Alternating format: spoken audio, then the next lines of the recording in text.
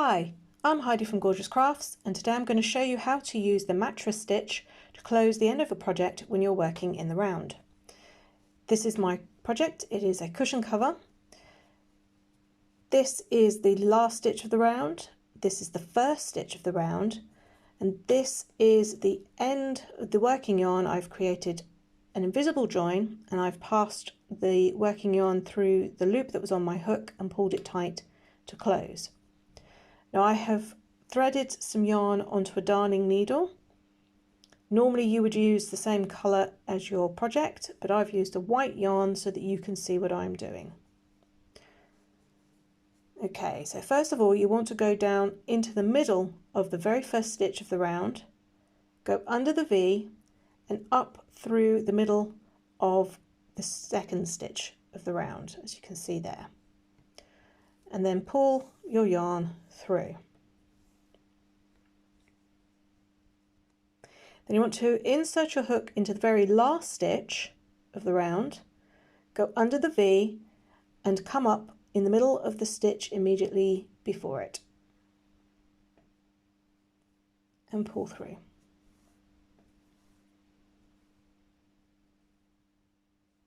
Okay, now you can start to hold your pieces of work together so that you can work as we go.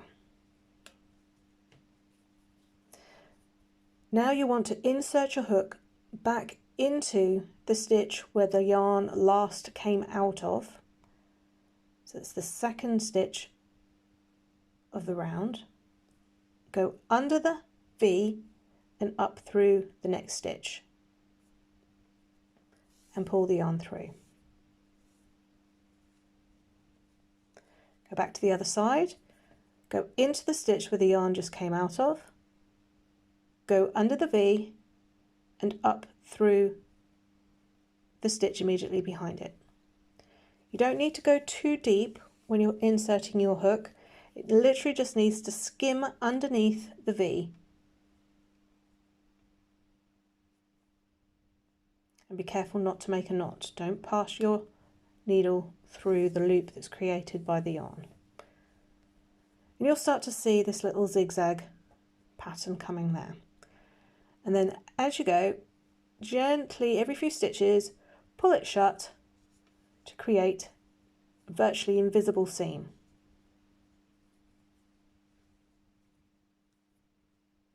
So you go into where the yarn last came out,